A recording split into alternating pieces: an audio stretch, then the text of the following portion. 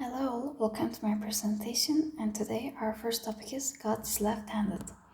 When the World War II finally ended, physics in the United States and elsewhere in the world finally got to return to their basic research. One group used balloons and other devices to record cosmic ray tracks by lifting photographic emulsions high in the atmosphere. As Albert Einstein proved, energy can be changed into mass, and at higher energy, one of the results of a collision might be the production of a particle that has a greater mass than ordinary matter. So, these new particles often behaved in strange ways. In physics, it is possible to specify if something is strange or not. So, Murray Gell-Mann began to call one particular property strangeness, a name that has stuck in the physics world. Among these particles, there were certain ones that have gone through numerous name changes. These particles are called natural K, kappa, also known as counts. In 1950s, physics called one variety of K Mason tau and another one theta. Today, tau refers to an entirely difficult particle. The problem with these particles were that, while the same in every other aspect, tau decayed into three particles, while theta decayed into two. This implied that the original particles had to be different in an important property called parity. Parity itself is a simple concept that is based on an either, slash, or situation. It is mostly represented in terms of numbers, like +1 or -1, or in terms of right and left. The tau theta problem was an important session for a physics conference in Rochester, New York. Physicists Martin Bloch and Richard Feynman were roommates at the meeting. Bloch suggested a radical idea to Feynman, which Feynman talked about in the conference. Bloch's idea was that there is a fundamental difference in right and left. The idea that right and left are theoretically the same, but a concept called the law of construction of parity, and it was one of the pillars of theoretical physics. So, to come up with an idea that challenged it was at best radical. Qin Yang, one of the speakers in the conference, and Shengdao Li met a month after to work out the implications of Bloch's idea. A month later, they were able to point to the exact experiments that would help solve this question. But since they were just theoreticians, others would have to perform the experiments. Qian Xingfu took responsibility for the experiments and got some results by the end of the year. As the experiments had shown, parity was not converse in the interactions that involved the weak interaction. The announcement of these results caused a major revision in the ideas concerning the weak interaction, and its implications are still not resolved today. Wolfgang Pauli expresses dismissal of the idea using a phrase, calling God a weak left-hander. It took papers written by physicists who confirmed Wu's experiments to change his mind. In most reactions, matter and antimatter are produced in equal amounts. These two concepts destroy each other in their every interaction. However, the existing universe contains matter, not antimatter. So, at the start of the creation of universe, if matter and antimatter was the same amount, this should have uncreated the universe. Because of this, physicists think there must have been some asymmetrical reaction at the time to prevent this uncreation. About the same time as is the conflict about parity, theorists established the CPT theorem. The essence of this theory was that any interaction between particles must remain the same if you change the charge of all particles, if you change all parities, and if you switch time from moving forward to moving backward. This theory derived from fundamental principles, and it is no doubt accepted in the physics world. Thus, when in 1964 physicists demonstrated that changing both the charge and parity changes some interactions, it became clear that there must be some particle interactions that this different result when the time was running backwards. In 1998, these interactions were finally found. changing the sequence of events so that the last event in one interaction was the last one in another interaction produced a reverse sequence. The rest before this experiment was using the same sequence but in reverse. The space race. The first major program of worldwide scientific cooperation was the International Geophysical Year, a 2-year study of Earth and its environment. In the West, some articles about the program mentioned that the United States would launch an artificial satellite, possibly because they didn't believe the Soviet Union had enough technology to be capable of it. The first to suggest that an artificial satellite was possible was Newton. He said all it would take was just a rocket that was strong enough. Both the United States and the Soviet Union had German scientists captured, and both countries employed them to develop rockets of enough power.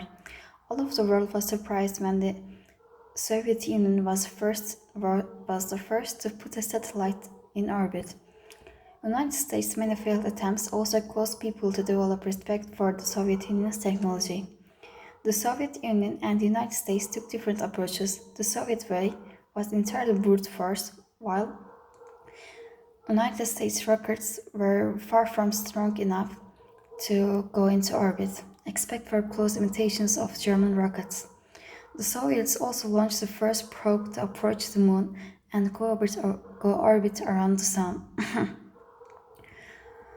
While the United States, all 3 attempts failed. Soon after, a Soviet rocket actually hit the moon.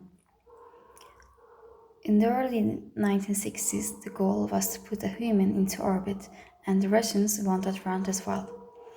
On the March 1961, US President John F. Kennedy tried to shift the focus of the race to put a human on the moon. The United States became the first nation to have a probe reach another planet, but since most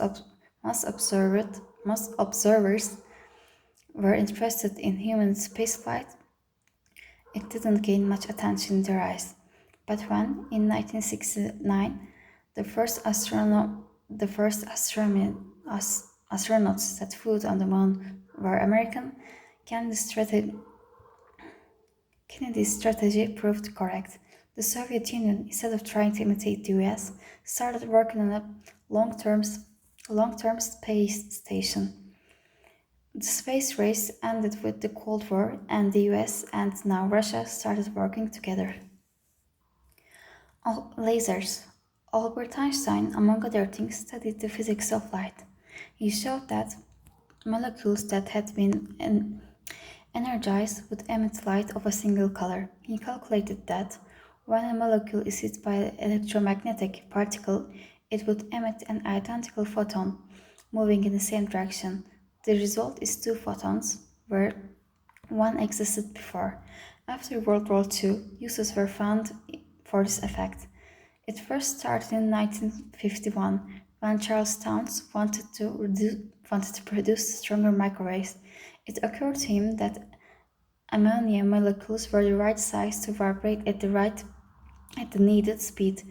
He did some quick calculations and discovered he could pump energy into ammonia gas and the molecules would emit microwaves. He soon built the first device that produced microwave amplification.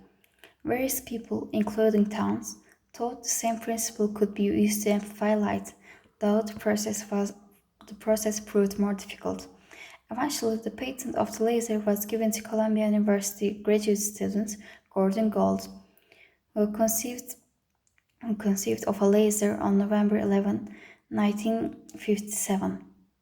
The first effective laser was built by Theodore Maiman in May of 1960, though he knew nothing of Gordon's work at the time. The laser produced a light of a single frequency, and the light waves all travel in exactly the same direction. When these requirements are met, it is called a coherent light. It is also important that it doesn't spread when traveling through space. So, a laser carries a lot of energy in one small spot, heating it by discharging the energy. And one of the first Uses of lasers were in cutting and welding. They are also used in medical procedures as scalpels. Lasers are also part of the optical revolution, used in precise procedures.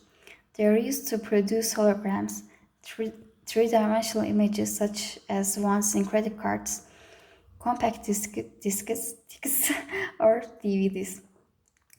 Military engineers have been dreaming of lasers as weapons with grand potential. Success in this area specifically is lacking, but use of lasers as guides in military is common. The chip, electric devices such as computers and radios use several types of components. Some are very fast switches, some some the chip, electronic devices such as computers and radios use several types of components. Some are very fast switches, some act as electronic gates that allow certain messages while rejecting others. Another component amplifies a signal. After the invention of the transistor, various configurations of transistors were created to perform these functions. In each case, the method was to add specific impurities to different regions of a semicolon chip, a process called doping. The idea of placing several components on a single chip came separately to two people who worked independently. Jack Kilby, an electronics engineer, created a semiconductor chip that carried an oscillator made of several components, like switches, resistors, capacitors, and diodes, all made from doped semicolons. Although these components were on a single chip, Kilby couldn't find a way to connect them. He demonstrated his invention to executives from Texas Instruments on September 12, 1958. He filed for a patent a few months later. Robert Noyce, a physicist, was the head of research at recently founded Fairchild Semiconductor, the company that developed the planar technology. In that method, large numbers of transistors were created on a single wafer that was cut up to yield the single transistors. But he also found a way to connect the components. The result was a termed integrated circuit, but most people simply called it a chip. A patent conflict ensued, with the winner being Robert Noyce. But before this result, both parties had agreed to share the licensing. Noyce and Kilby were regarded as co-inventors, and they jointly received the National Medal of Science for their invention.